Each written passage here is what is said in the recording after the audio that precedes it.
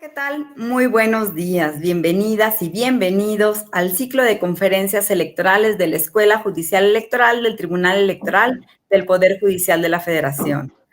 Hoy tenemos en esta conferencia de hoy una invitada de lujo y es nada más y nada menos que la magistrada Mónica Aralí Soto Fregoso, que ella nos va a hablar del tema mujeres y COVID-19. Magistrada, bienvenida. Antes de hacer el uso de la voz, voy a leer su síntesis curricular.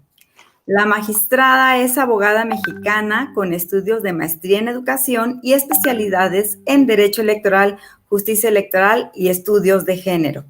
Su carrera profesional incluye 25 años de experiencia en materia electoral en ámbitos administrativo y jurisdiccional en niveles local, regional y nacional. Es magistrada de la Sala Superior del Tribunal Electoral del Poder Judicial de la Federación para el periodo 2016-2025.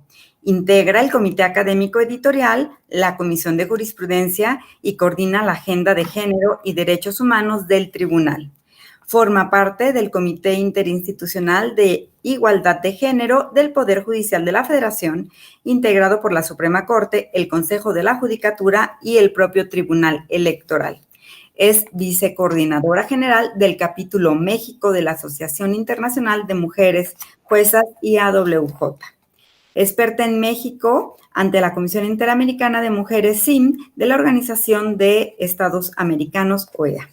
Integrante del grupo redactor y del comité de evaluación del Pacto para introducir la perspectiva de género en los órganos impartidores de justicia en México de la Asociación Mexicana de Impartidores de Justicia, AMIJ. Integrante de la Asociación de Magistradas Electorales de las Américas, AMEA. Integrante del Observatorio Estatal de Participación Política de las Mujeres, integrado por el Tribunal Electoral del Poder Judicial de la Federación, Instituto Nacional Electoral y el Instituto de las Mujeres. Ha recibido diversos reconocimientos nacionales e internacionales por su desempeño jurisdiccional y por sentencias dictadas con perspectiva de género. Magistrada Mónica Soto, muy bienvenida. Es de verdad un gran honor tenerla. Y bueno, con este tema tan importante de mujeres y COVID-19. Y sin más, le cedo el uso de la voz. Muchísimas gracias, Gabriela. Muchísimas gracias a todas y a todos los que hoy nos acompañan. Quiero decirles que estoy muy agradecida por la oportunidad de poder participar en estos proyectos de la Escuela Judicial Electoral del Tribunal Electoral del Poder Judicial de la Federación, que bueno, de manera muy destacada coordinan y lideran el magistrado Felipe de la Mata en coordinación con el magistrado José Luis Vargas, y bueno, pues como siempre, bajo las líneas estratégicas que nos marca nuestro presidente Felipe Alfredo Fuentes Barreras. Gracias al equipo de la Escuela Judicial, la doctora Gabriela Rubalcaba y todo el equipo que está detrás para poder hoy estar aquí comunicándonos con ustedes. Y el tema que hoy vamos a platicar, a conversar, porque quisiera que hubiera oportunidad, por supuesto, de una retroalimentación, pues es un tema ineludible en estos momentos, ¿no? Creo que hay una reflexión, no solo a nivel del tribunal, no solo a nivel de temas electorales, sino en todo el país y en todos los países en torno a qué está sucediendo con estos cambios en las estructuras sociales y en todos los aspectos que nos está llevando la situación de COVID-19. Y, por supuesto, el análisis y la reflexión del impacto de esta pandemia en el ejercicio de los derechos de las mujeres y de las niñas, pues no puede quedar fuera de una reflexión, pues con un grado de profundidad a la que les quiero yo invitar este día. Y bueno, quiero empezar con una frase que nos dio una feminista, una mujer, un ícono en lo que es la lucha de la reivindicación de los derechos de las mujeres, como es Simone de Beauvoir. Ella decía que no olvidemos jamás que bastará una crisis política, económica o religiosa para que los derechos de las mujeres vuelvan a ser cuestionados. Y estos derechos, nos decía desde entonces, imagínense, nunca se deben de dar por adquiridos. Por lo tanto, hay que permanecer siempre vigilantes durante toda nuestra vida. Y bueno, creo que hoy más que nunca esta visión de una mujer como Simone de Beauvoir es más vigente en esta situación que vivimos. Y eso pues puede ser algo positivo o algo muy lamentable. ¿Por qué? Porque si además de este tiempo, años atrás, se estaba cuestionando la situación de las mujeres y el peligro inminente que hay siempre de que ante cualquier pretexto se cuestionen los derechos o el estatus de igualdad de las mujeres, y hoy es vigente, pues ahí está un punto a la reflexión en saber qué tanto hemos avanzado y qué tan en peligro sigue estando esta consolidación de la igualdad plena entre hombres y mujeres. Y bueno, ¿por qué también es importante hablar y reflexionar sobre dónde nos encontramos frente al COVID con los derechos de las mujeres? Yo quisiera platicarles un poquito también, haciendo un poco de contexto. En el año 2020 estamos cumpliendo 25 años de que se dio un programa muy visionario, el más grande proyecto de empoderamiento y visibilización de los derechos de las mujeres y de las niñas en todo el mundo. Estamos cumpliendo 25 años de la Declaración y Plataforma de Acción de Beijing, que se llevó a cabo en 1995, y esto fue un resultado de la cuarta conferencia mundial sobre las mujeres celebrada en Beijing, China, a la igualdad de género.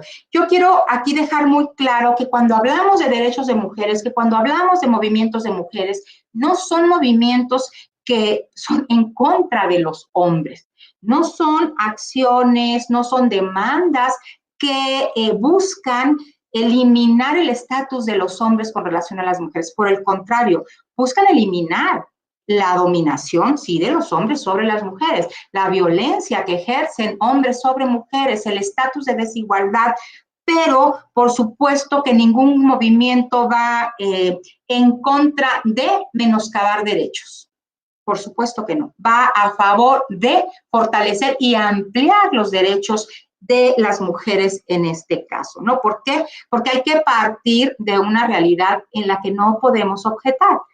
Partimos de una desigualdad histórica, partimos de una realidad que es una sociedad patriarcal que hemos construido todas y todos, ¿no?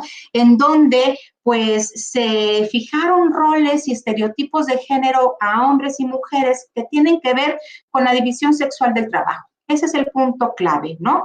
Y bueno, eso obedece a la prehistoria, cuando se entendía que el hombre era el cazador, la mujer era quien se quedaba en las cuevas para alimentar a los hijos, a las hijas, amamantar.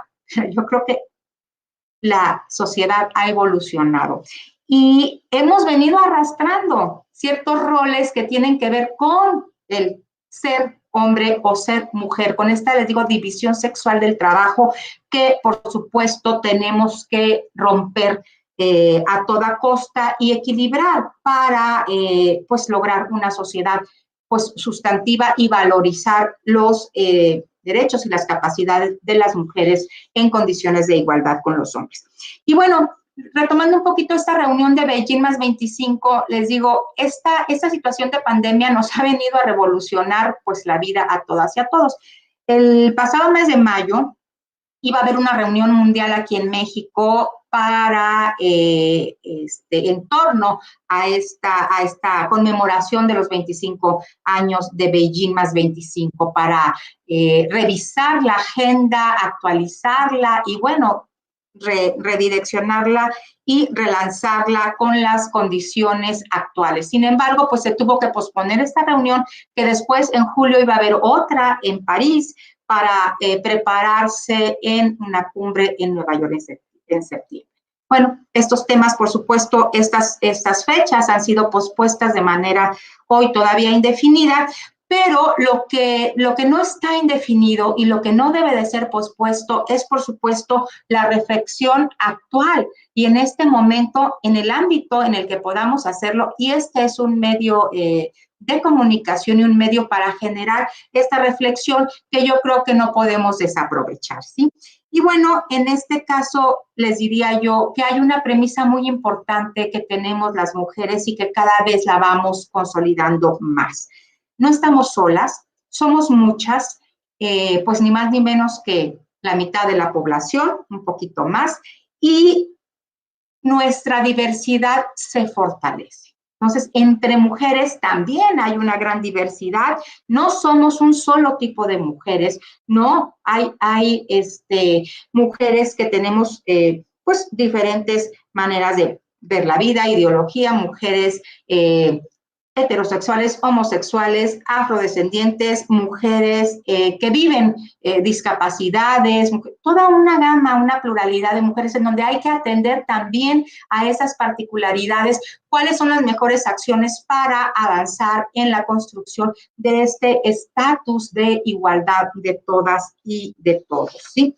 Y bueno, creo que en este confinamiento, todas y todos hemos aprendido en estos meses pues a remontar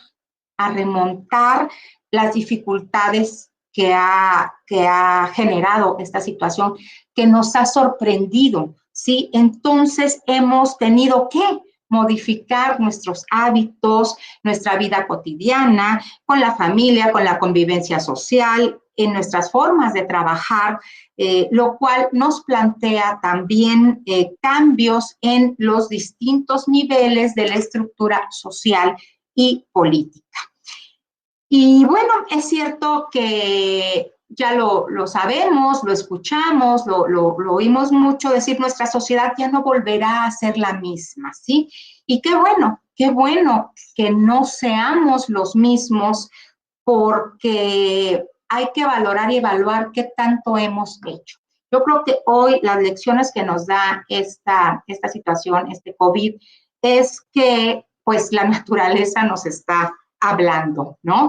Hemos visto escenas impresionantes de cómo los animales que muchas veces pasan años sin verse, pues llegan a apoderarse de las calles vacías en las ciudades, llegan a comer, bajan, y lo hemos visto en tierra y en mar, ¿no? Es impresionante. Yo creo que no debemos de querer volver a lo mismo. Tenemos que pensar cuál es esta oportunidad que nos está dando esta situación de COVID para esta reconstrucción de la vida personal, de la vida social.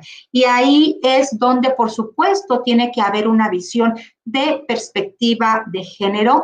Tenemos que entender que si no hemos dado el paso firme a la igualdad, no podemos regresar al ensayo-error, Tenemos que poder tener herramientas más firmes de evaluación, de análisis, de reflexión y de acción para construir esta nueva cotidianeidad en donde el punto central sea el respeto a las diferencias y la igualdad plena, por supuesto. Y justo en este sentido de crisis, se nos brinda esta oportunidad inigualable, creo, para pues replantear esta estructura social en donde, les digo, las mujeres tienen que quedar en un plano de justo medio con los hombres, de igualdad plena. Esta emergencia sanitaria y las medidas que se han tomado para su pues, atención, prevención en términos de contagio, porque pues es algo que no sabíamos que nos iba a llegar y no se pudo haber prevenido, pues esta situación ha venido a exponer, creo, de manera muy clara y a reflexionar y a ponernos, a mostrarnos cuáles son realmente la situación de gravedad de las diferencias, de las desigualdades, cuál es la brecha de desigualdad que se está tal vez ampliando en estos momentos de confinamiento, de estar en casa, en donde no se está impactando de la misma manera a hombres que a mujeres, a niñas, a niños, a jóvenes, en fin. Y creo que este confinamiento, esta situación, pues es posible que venga a agravar estas grandes desigualdades, la discriminación y pues la violencia estructural la violencia estructural que ya existe, que ya ha existido en las sociedades y pues creo que hoy por hoy la reflexión es cómo se ha agravado hacia las mujeres, hacia las niñas esta situación. ¿Cuáles son los riesgos que implican para las mujeres? ¿Cuáles son los mayores riesgos que implican para las mujeres, para las niñas, para los niños estar en los hogares, ¿no? Y de eso platicaremos un poquito ahorita. Yo quisiera decirles, cuando hablamos de que tenemos que introducir la perspectiva de género en pues cualquier análisis, en la perspectiva de género en el juzgar, la perspectiva de género en las políticas públicas, en la economía, en la salud. Tal vez no quede claro, no se entienda tan fácilmente lo que es la perspectiva de género. Tal vez en los niveles pues, de la academia, en los niveles de la función pública, donde se habla de este tema, pues es más fácil entenderlo, pero quisiera un poquito platicarlo someramente de a qué nos referimos cuando decimos con perspectiva de género. Tenemos que tener un análisis de la realidad social con perspectiva de género. Tenemos que tener un análisis y tenemos que tener una proyección de las políticas públicas con perspectiva de género. ¿Y qué es la perspectiva de género? La perspectiva de género es un método de análisis, es una metodología, que son pasos que nos permiten primero clarificar, ¿sí? Identificar que hay diferencias en el impacto para mujeres y para hombres de cualquier situación, ¿sí? Nos permite también cuestionar, preguntarnos, a ver, esta decisión ¿impacta de manera diferente a hombres que a mujeres?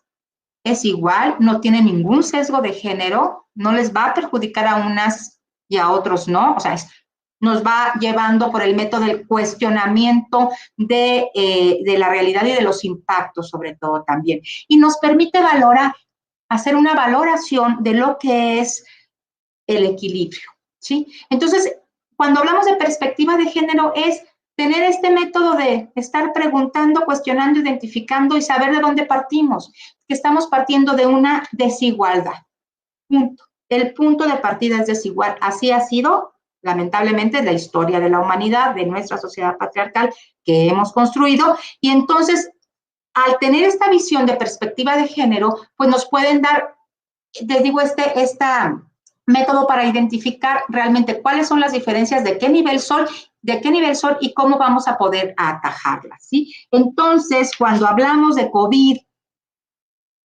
con perspectiva de género, del impacto de esta situación, pues necesariamente tenemos que llegar a esta reflexión. ¿Qué está pasando con las mujeres y qué tanto les está afectando más a las mujeres, por ejemplo, que a los hombres? No quiero generalizar, por supuesto que no se trata de invisibilizar tampoco lo que puede ser una situación, pues, de crisis generalizada, ¿sí?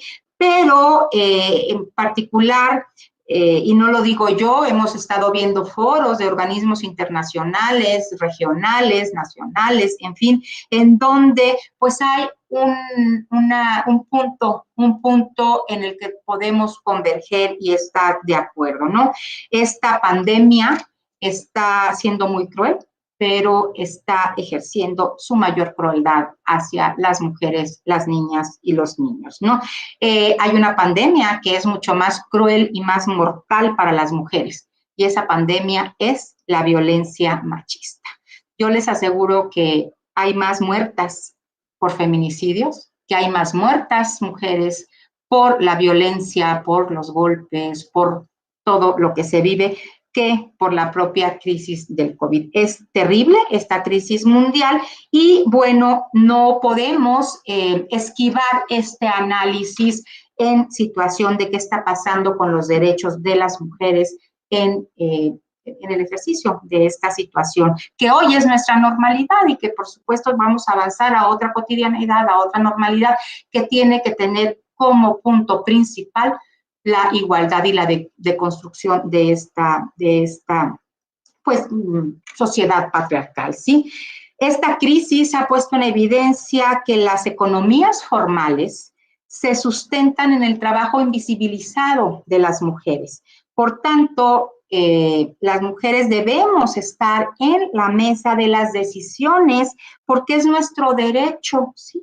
Y estas decisiones, por supuesto que serán más sostenibles si están incluidas las mujeres en la toma de ellas, ¿sí? Hoy, más que nunca, la perspectiva de género debe convertirse en el centro de nuestras acciones para recuperar y para posicionar los derechos de las mujeres como un eje central y transversal de las agendas, ¿sí? Desde el diagnóstico, les decía yo, de las diferencias y desproporciones que afectan de manera diferenciada a las mujeres, de las medidas que se tomen, las decisiones a plazo inmediato, mediano o largo que se van a tomar para reanudar las actividades sociales y productivas, así como la reestructuración que se nos presenta como necesaria frente a esta nueva cotidianidad, ¿sí? Y bueno, quiero avanzar un poquito más rápido y quisiera comentarles un poco y destacar los puntos de coincidencia que tengo en los diagnósticos que se han realizado por parte de la sociedad civil, de instituciones y organismos, les digo, nacionales e internacionales, que señalan que hay una clara afectación diferenciada, mayor y desproporcionada para las mujeres y las niñas, tanto a partir de la pandemia como por las medidas o acciones que se han tomado por parte de los gobiernos. Por ejemplo, las mujeres, por ser la mayor fuerza laboral en el sector sanitario y en el sector de los cuidados, y estar en la primera línea de estos sectores, pues tienen un mayor riesgo de contagio, por ejemplo, de infección y de violencia también, de agotamiento emocional, que es otro tema fundamental que no podemos dejar de lado para nada. La carga desigual para las mujeres respecto de los cuidados, de los trabajos domésticos, se ha acrecentado ahora con la labor de la enseñanza en casa. Y ese es todo un tema también. Y les digo, no quiero generalizar, sé que hay hombres que están comprometidos y con una visión ya muy avanzada en el sentido de compartir los trabajos domésticos, por ejemplo, y que en el hogar, pues, están, por supuesto, organizándose, no ayudando. Yo siempre digo, cuando un hombre me dice, te ayudo a hacer la comida, o te ayudo a barrer, a trapear, digo, no, no es ayuda. O sea, si estamos en un ambiente comunitario, pues tiene que hacer cada quien lo que le toca y es organizar las funciones. Yo no nací sabiendo, ni ninguna mujer, a lo mejor planchar por haber nacido mujer. Son cosas que se aprenden, que son roles que se le han asignado a las mujeres por ser parte de la vida privada, ¿sí? Por lo que les decíamos de esta historia de la división sexual, del trabajo ancestral. Pero bueno, estos temas que están arraigándose más y sumándose más responsabilidades a las mujeres, porque son mujeres y son las que atienden a los enfermos, son las que hacen la comida, son las que limpian la casa, son las maestras, porque ahora se está haciendo un trabajo extraordinario también para acompañar a las niñas y a los niños en su vida escolar en casa. Entonces se viene sumando la reflexión, ¿a qué hora tienen las mujeres tiempo para ellas, ¿no? Las mujeres en su vida laboral, ¿qué tiempo disponen, por ejemplo, en una computadora, en un espacio cerrado para hacer su trabajo en casa? Tienen que compartir no solamente su tiempo, sino también, pues supongo, las computadoras, ¿no? En fin. Este impacto, este tiempo es el mismo que los hombres invierten en sus trabajos. El tiempo que dividen las mujeres para los asuntos domésticos es igual que el tiempo que dividen los hombres que invierten en los trabajos domésticos. Pues bueno, ese es parte de un análisis con perspectiva de género. Sin duda, se ha sumado una carga más a las mujeres en este confinamiento. No son las que van a salir más airosas ni más fortalecidas, después de esta pandemia para ir a tener una nueva realidad, ¿no? Si no tuve tiempo para tal vez tomar un diplomado, un curso en línea, cualquier estudio o leer. ¿Por qué? Porque tengo que estar haciendo comida, porque tienes que estar atendiendo al familiar enfermo, en fin, esas son las cosas que requieren de esta reflexión con perspectiva de género y de lo que nos está dejando viviendo esta realidad de confinamiento del COVID a las mujeres principalmente. No se diga de la violencia, lamentablemente se ha acrecentado la violencia intrafamiliar, la violencia doméstica para las mujeres. Hay una situación en donde es evidente que hay datos duros en donde hay un registro de llamadas impresionante para pedir auxilio de las mujeres. Hay un trabajo muy importante que están haciendo muchas mujeres de la sociedad civil en hacer estrategias de cómo pueden pedir ayuda, ¿no? Desde pide una pizza y llama al 066 y te parezca que estás pidiendo una pizza, pero digo, necesito atención urgente en estos momentos porque estoy siendo violentada. Desde pon un señuelo rojo afuera de tu casa, de cómo pedir ayuda a los vecinos, en fin, esta es una realidad pues muy lamentable que estamos viviendo, ¿sí? Y bueno, creo que es importante no quedarnos solo en la reflexión, ¿sí? Es importante visibilizarlo, es importante reflexionarlo, pero también es importante aportar posibles soluciones para atender estas realidades que no están favoreciendo a las mujeres, ¿sí? Y bueno, quisiera ya ir cerrando, no sé cómo vayamos de tiempo, pero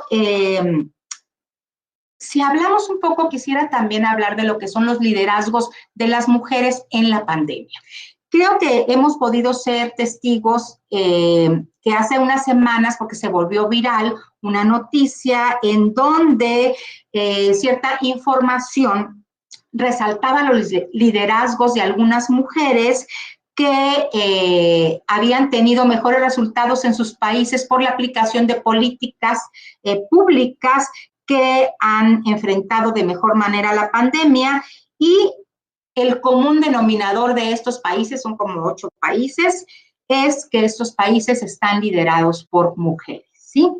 Y bueno, al respecto es de destacar que cómo es que estos liderazgos de mujeres han permitido administrar de la mejor manera posible las acciones para mitigar la pandemia. Y algunas de estas acciones han sido con perspectivas de género, otras no se ha mencionado la perspectiva de género, pero son acciones que han sido tomadas por mujeres, que podemos advertir que la perspectiva de género está implícita en la decisión de estas mujeres, ¿sí? Y bueno, algunos datos nos dicen que entre los países con cifras relativamente más bajas de fallecimientos y con un control más rápido y eficaz de los contagios están estos 7 países que están dirigidos por mujeres, que son Alemania, Islandia, Noruega, Dinamarca, Finlandia, Taiwán y Nueva Zelanda, ¿sí?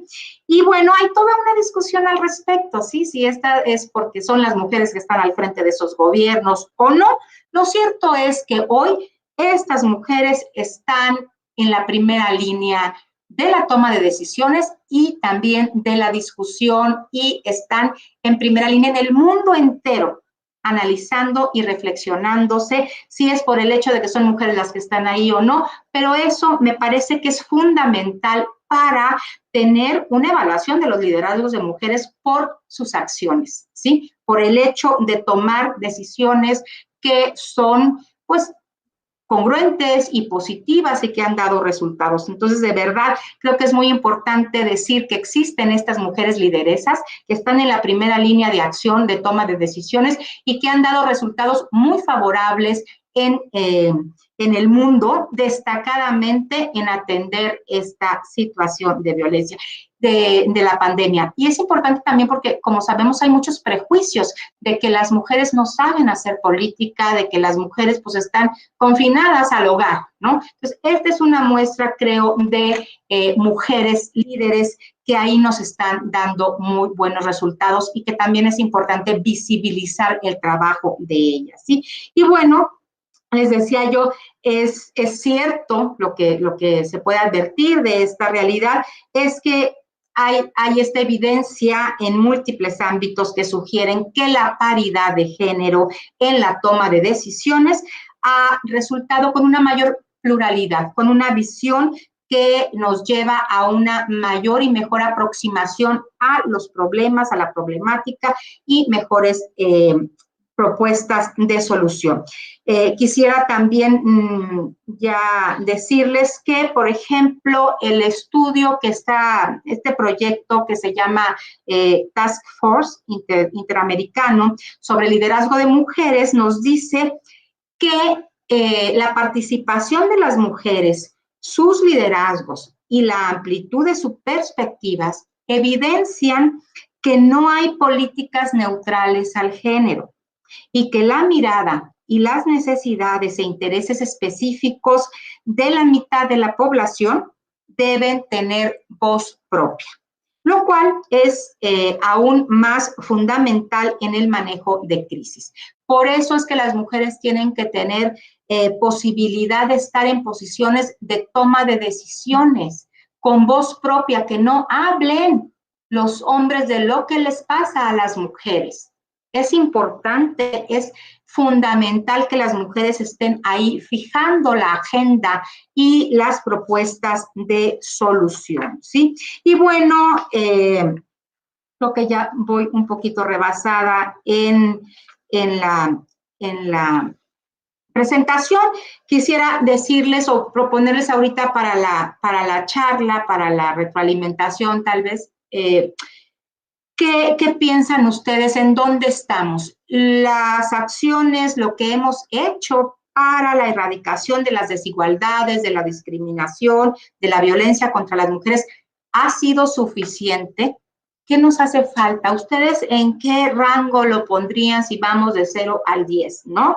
En este sentido, pues creo que no podemos seguir aplicando las mismas soluciones si no nos han dado resultados, pues resultados tangibles, resultados que vayan a favorecer de manera más eficaz y más rápida a las mujeres. Tenemos que pensar en soluciones más decididas, más radicales, y permítanme aclarar el término radical para que no se vaya a malinterpretar. Cuando me refiero a decisiones radicales, me refiero a decisiones que ataquen a la raíz del problema y no acentúen las desigualdades de género.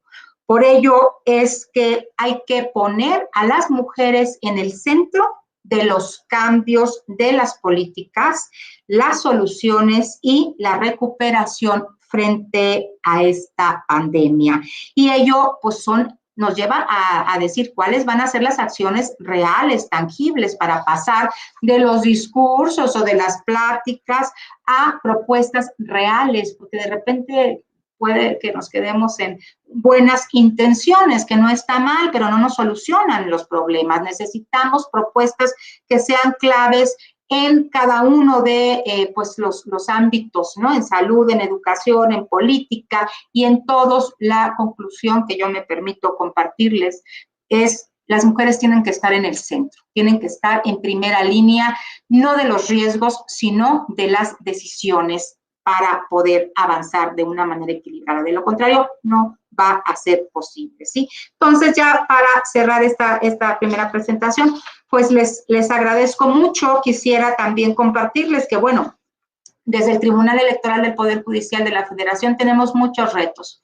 Muchos, yo no quisiera hablar de lo que hemos hecho, me parece que que el tribunal ha venido avanzando ya en toda su historia, en todas las integraciones, en ir fortaleciendo y garantizando el ejercicio pleno de las mujeres en sus derechos político-electorales. Hoy estamos también frente a unas recientes reformas, tanto de paridad como de violencia política hacia las mujeres por razón de género, en donde el Tribunal Electoral, los operadores y las operadoras de las normas, tenemos que tener muy claro qué es juzgar con perspectiva de género. De lo contrario, nos vamos a convertir en un obstáculo más para el avance real de las mujeres. Y en ese sentido, reitero mi compromiso para avanzar en lo que es esta visión y esta obligación que tenemos como impartidoras e impartidores de justicia de juzgar con perspectiva de género.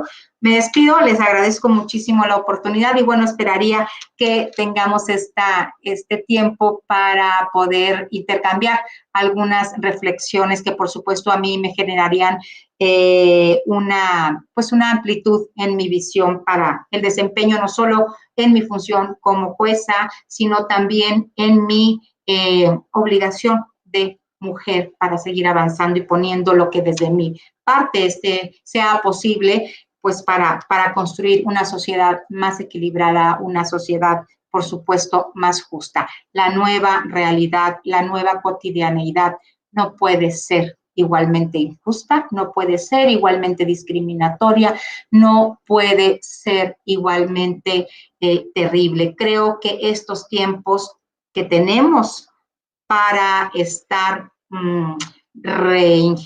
reinventando la nueva realidad, tiene que ser en beneficio de la sociedad a la que todos aspiramos. Yo no creo que alguien quiera tener una familia donde haya violencia, un ambiente laboral hostil, una sociedad empobrecida. Yo creo que todos queremos avanzar y para ello necesitamos como punto clave de partida y de llegada la igualdad sustantiva entre mujeres y hombres en todos los aspectos. Sería cuanto por el momento, Gaby. Muchísimas gracias, magistrada. La verdad, sumamente interesante todo lo que nos platica. Y bueno, ya tenemos, además de varias felicitaciones y saludos que nos están haciendo llegar a las redes, también ya tenemos preguntas. Y si gusta, que le vaya haciendo de 2 en 2. Sí, claro. ¿O de 1 en 1? Como gustes. Vamos, si quieres, de 2 en 2 y ya las. Ok, perfecto. Bueno, nos han llegado una pregunta, dice, ¿cómo combatir la resistencia de incluir mujeres en el ámbito público? Y otra pregunta, ¿cómo se puede contribuir a garantizar los derechos de las mujeres en esta pandemia? Muy bien. A ver, ¿cómo combatir? Perdón, la primera era. ¿Cómo combatir la resistencia de incluir mujeres en el ámbito público? Esa es la primera. Ajá.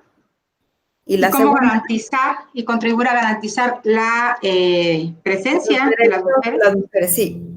Pues, a ver, yo creo que todo viene a ser o se puede conjuntar en una sola respuesta y yo quisiera de manera muy coloquial decirles, nadie tiene la verdad absoluta y yo quisiera compartirles desde una visión muy personal esta situación. A ver, tenemos que combatir las resistencias como lo hemos hecho, es una lucha.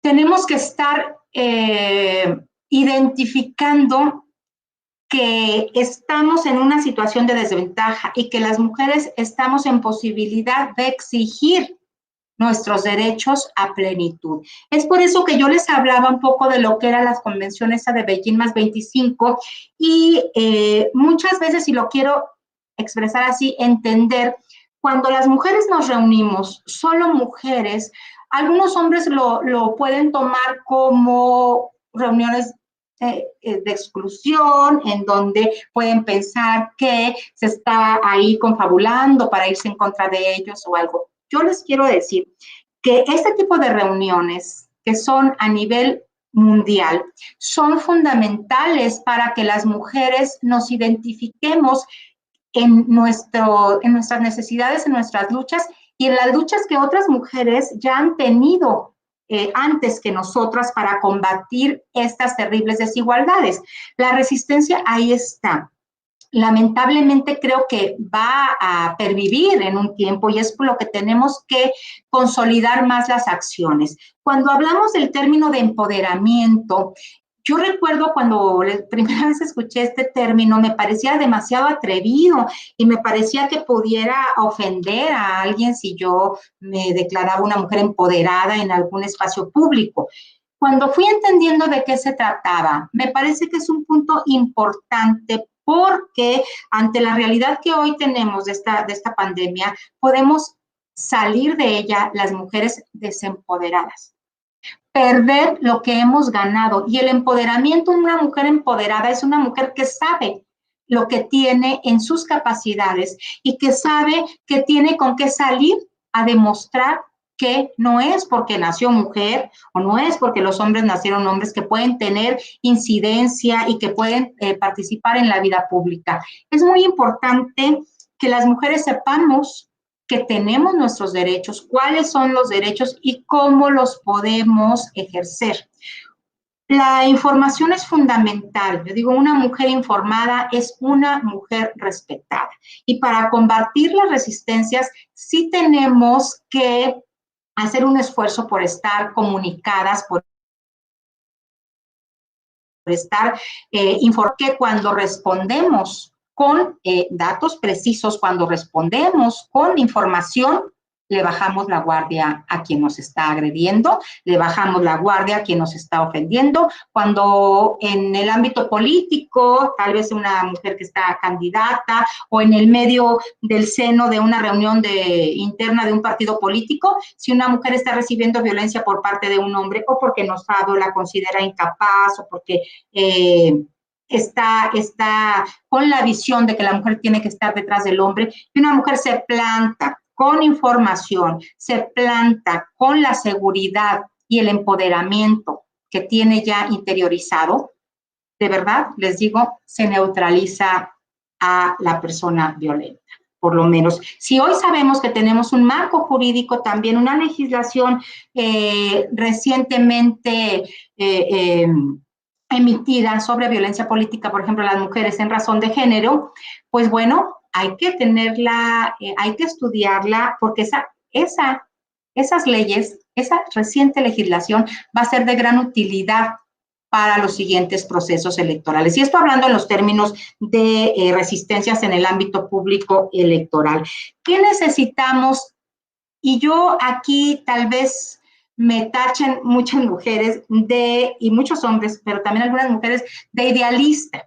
Pero yo sí he hecho de verdad una reflexión muy profunda de un término que la gran maestra, que es Marcela Lagarde, nos ha puesto en contexto, que es, y en estudio, por supuesto, que es la sororidad. Creo que un punto fundamental también para atajar las resistencias es que las mujeres logremos trabajar juntas. No tenemos que ser amigas, no tenemos que estar de acuerdo en todo. Lo que sí tenemos es que tener muy claro que estamos por algo que es lograr el ejercicio de nuestros derechos de manera plena, sin violencia. Si tenemos un punto de coincidencia clave, las mujeres podemos avanzar. Y es muy importante porque, lamentablemente, cuando no estamos de acuerdo, o cualquier espacio es importante y es bueno para dividirnos, y cuando estamos divididas las mujeres perdemos.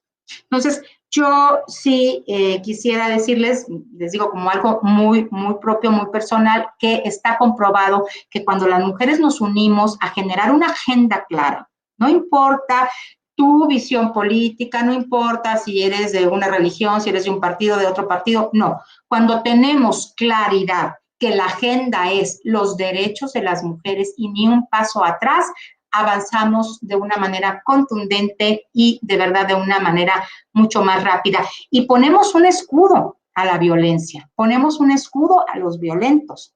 Y muchas veces, de verdad, que sí se retractan, pero tenemos que avanzar en estas resistencias, y creo, les digo, que un punto fundamental es que las mujeres tengamos claro que juntas sí podemos hacerlo de una manera más contundente. Excelente, magistrada. Le hago otras dos. Dice, ¿cómo sensibilizar a las nuevas generaciones en mayor igualdad? Y la otra es, ¿cómo darle solución a este problema de la violencia contra la mujer y menores que se potencializa con la pandemia?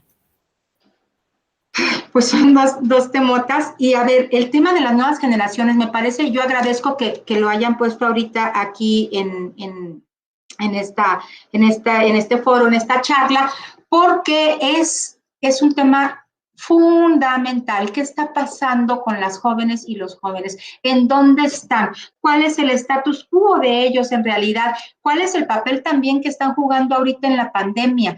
Yo creo que no están tampoco, no los estamos poniendo como un eje central y tenemos que voltear a verlos. ¿Por qué?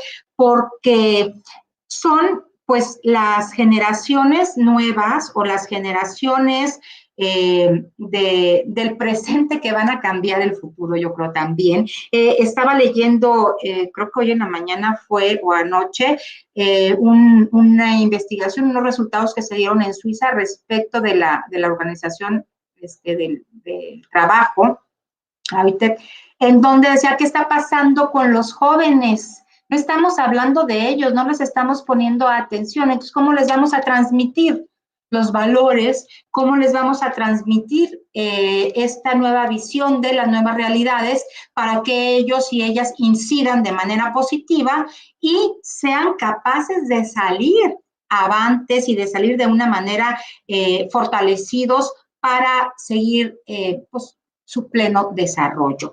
Yo creo que tenemos que voltearlos a ver y voltearlas a ver y saber qué está pasando. Están viviendo en el confinamiento también una situación que aunque sean millennials, aunque sea una generación que ya viven todos los días y no pueden vivir su vida sin pensar en la tecnología, en el internet, están limitados en sus libertades por ejemplo, de salir, de convivencia social, que también es un punto fundamental para la juventud. Entonces, a estas nuevas generaciones, a estas generaciones presentes que nos van a ayudar a construir unas nuevas realidades, creo que tenemos que trabajar mano a mano con ellas y tenemos que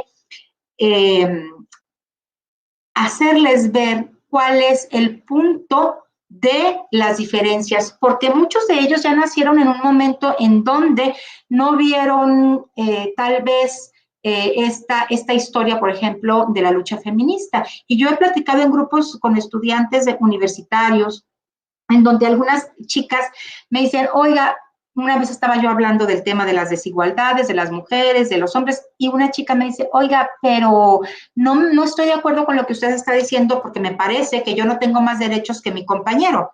Entonces, creo que el tribunal se ha equivocado en, por ejemplo, creo que era el caso del tema del Congreso de Morelos, en donde había más mujeres que hombres en esta ocasión, y decía esta chica, ¿por qué le va a dar, si paridad es 50%, por qué se les va a dar más a las mujeres? Si estamos rompiendo el principio de igualdad, hay que quitar mujeres y poner hombres para poder lograr el 50%.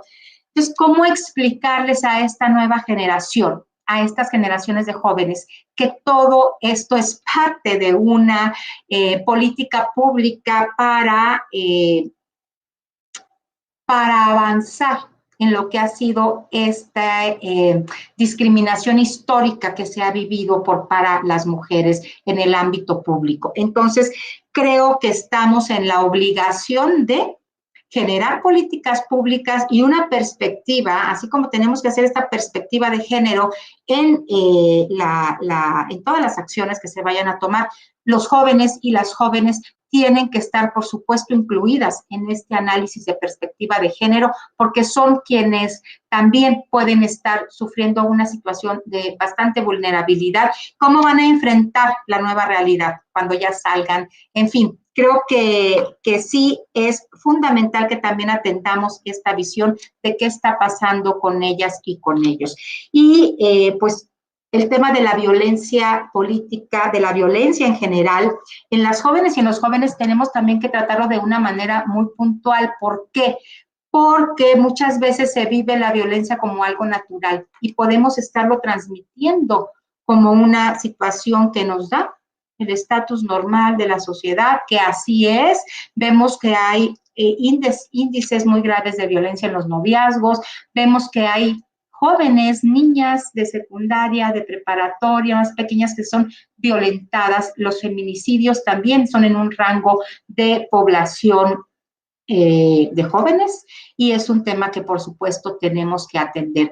¿Cómo vamos a avanzar? Metiéndonos en el tema, investigando y teniendo claro. Primero, les digo que estamos partiendo de una situación de desigualdad histórica y a partir de ahí no verlo como políticas que van solamente a favorecer a mujeres.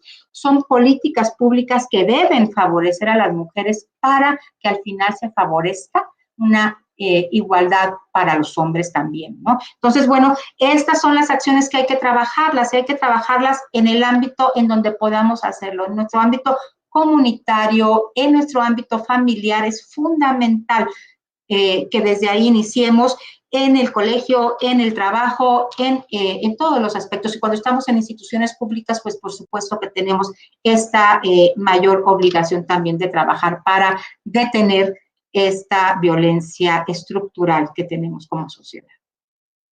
Muchas gracias, magistrada. Y le hago otras dos. Dice, ¿cómo deberían operar las nuevas masculinidades en la administración de justicia? Y la otra es, ¿cuáles retos identifica para la materialización de la paridad en todo 2021? Gracias. Pues bueno, este tema también de nuevas masculinidades es enorme y es un tema muy positivo y yo también quiero reconocer que tenemos cada vez más hombres que están construyendo nuevas masculinidades y es fundamental para un cambio real y para este cambio estructural que necesitamos. Los hombres tienen grandes cargas que también les impone la cultura patriarcal, ¿sí? El hombre tiene que ser el proveedor. Y cuando el hombre falla en ser el proveedor, pues le falló a la sociedad, le falla a la familia, porque esa es la visión de una estructura patriarcal. En una sociedad patriarcal, el hombre que no resuelve el tema de ser el proveedor es un hombre fracasado. Eso me parece que es también terrible. Esa es una carga que tenemos que eliminar a los hombres, ¿sí?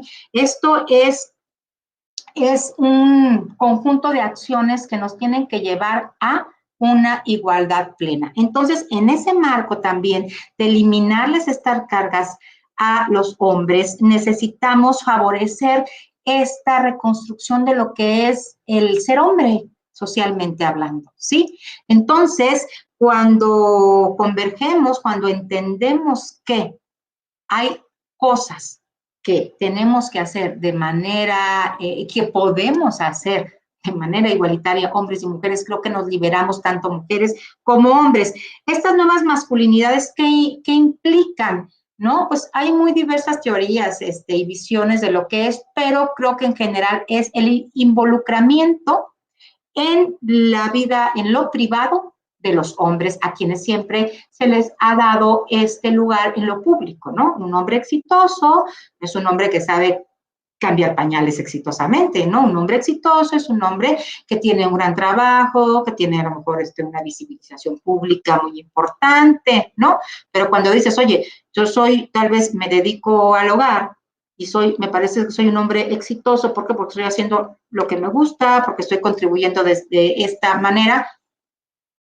En una cultura patriarcal, yo sí les quisiera preguntar si los vamos a ver de manera general con un hombre exitoso, ¿no? Entonces, bueno, estas nuevas masculinidades creo que implican esta descarga, quitarle también a los hombres, porque liberarnos de estas cargas creo que nos van a poder acercar más a lo que es vivir a plenitud y disfrutar realmente de esta sociedad más igualitaria, ¿sí?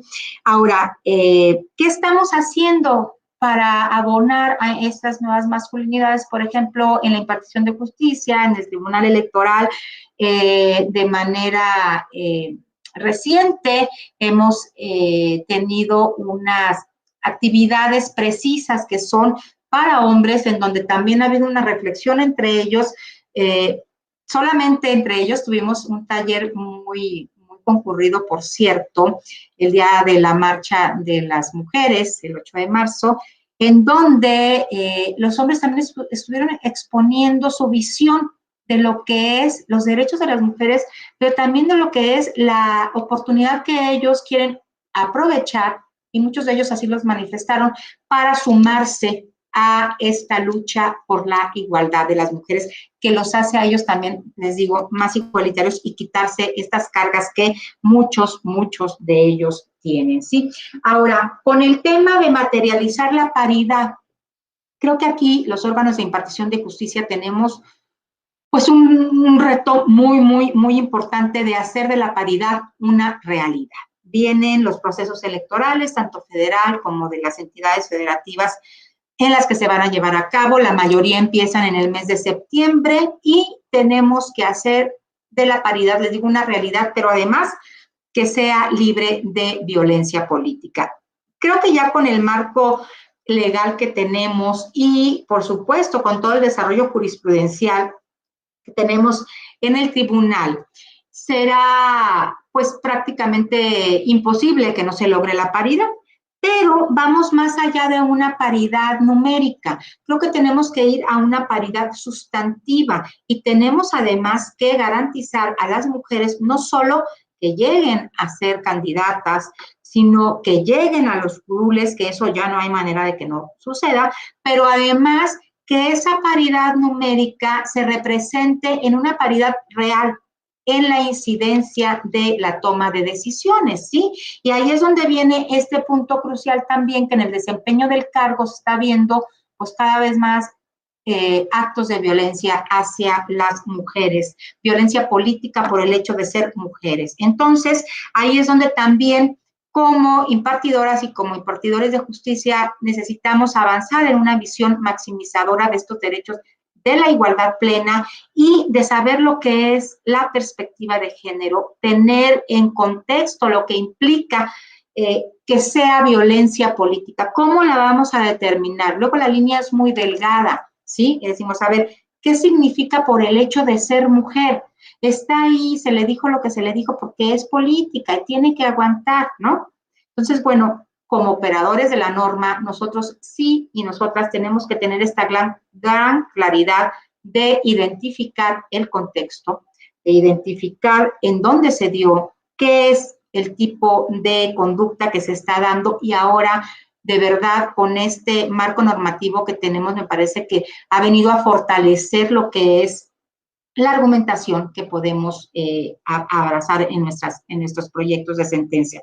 Y es algo que será muy claro, ya lo dijo el presidente del Tribunal Electoral en una reunión que tuvimos anteriormente con magistradas y magistrados del país: cero tolerancia a la violencia hacia las mujeres. El Tribunal Electoral no permitirá un acto de violencia ni al interior de nuestro colectivo, ni al interior de nuestro personal y de nuestra institución, ni en la función de impartición de justicia. Entonces, ahí yo les pido que nos sumemos a avanzar en esta posibilidad de decirle alto a la violencia política hacia las mujeres por razón de género y a cualquier tipo de violencia.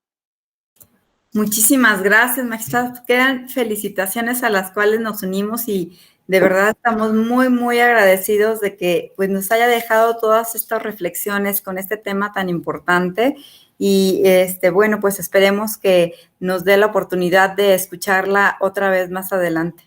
Muchísimas gracias por la oportunidad, de verdad una gran felicitación a todo el equipo, a la conducción y dirección de la Escuela Judicial y bueno, a todas y a todos quienes hoy nos acompañaron. Estoy muy a sus órdenes. Gracias. Muchas gracias, magistrada. Pues agradecemos a todos y a todas los que nos acompañaron en las redes sociales. Gracias, recuerden, la eje está abierta.